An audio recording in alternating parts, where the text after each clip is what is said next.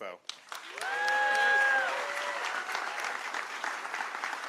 It's great to be with you, and it's great to be celebrating with the incredible free state of Florida. Yeah. I've been working hard for the past 2 years to expose critical race theory in the federal government, in the K-12 education system, and surprisingly enough, in America's Fortune 100 companies. And as the governor just said, many times those of us who work in journalism and policy and activism can go for long stretches with little impact. But there's people who have heeded the call, including many of the people in the audience today. These are parents who, after they come home from work, they're tired, they show up at that school board meeting to say, I don't want my kids segregated on the basis of race.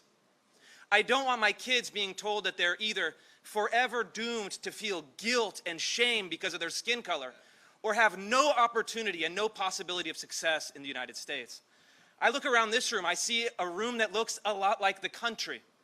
This isn't what the New York Times says it is. It's not certainly what the Washington Post says it is. We believe that this country, out of many, won. And critical race theory takes that American formula and turns it on its head. It says out of one, many. And we're going to pit people who look differently from each other against each other. I've reported in schools where, again, students are segregated on the basis of race. How many of you want that? No. I've reported on schools where they're teaching kids as young as 7 and 8 years old that if they're white, male, and heterosexual, they are fundamentally oppressive and they have to atone for the sin of their birth. How many of you want that? No. And how many of you, people who come from all over the world, racial minorities, including my own wife, my own children, would like to be told that this country is out to get you, wants to punish you, and wants to make sure that you have no possibility of success? How many of you want that? No. And so I think it's a great testament to not only the legislators in Florida, but the greatest governor in the country right now standing up to these people.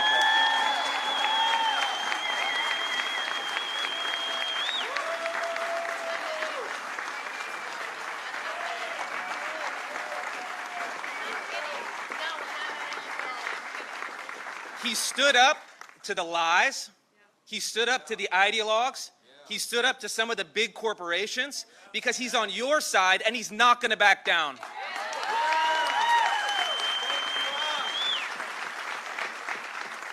And I'd like to close with something I think is equally important. We're all here because we care about schools. But as adults, we should care also about the workplace.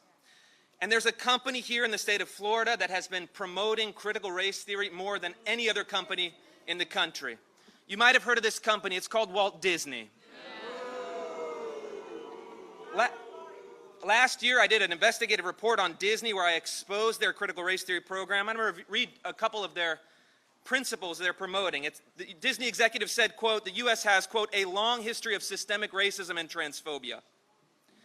Encourage white employees to do a white privilege checklist and a white fragility psychological test. These tests are not psychological tests that you would see in a legitimate sense, but they automatically assume your guilt. If you're white, you have white fragility. You have white privilege. No matter where you come from, no matter what your circumstances. Disney also told employees that, quote, individualism, timeliness, and competition are, quote, white dominant values that should be rejected. This is not only absurd. Individualism is not exclusively for people of any race. And it's extremely patronizing, and I'm going to say it, racist, to suggest that people of color can't show up on time and aren't individuals.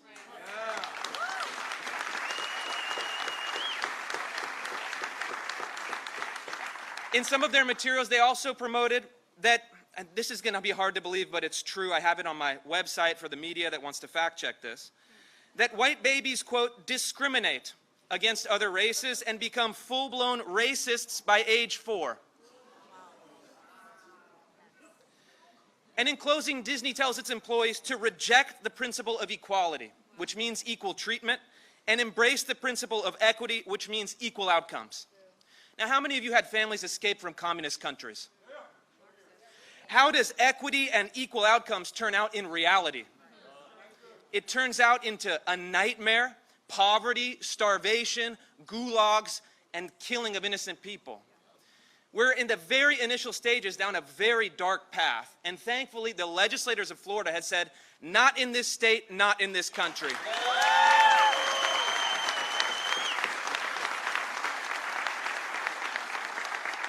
And I'd like to close with a direct message to the CEO of Disney, Bob Chapek.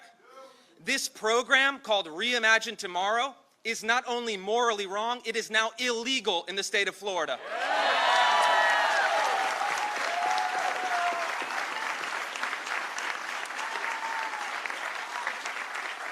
And so we're going to give you the weekend to make some adjustments to immediately abolish this program, because on Monday, if this is still part of Disney's Human Resources program, there will be consequences.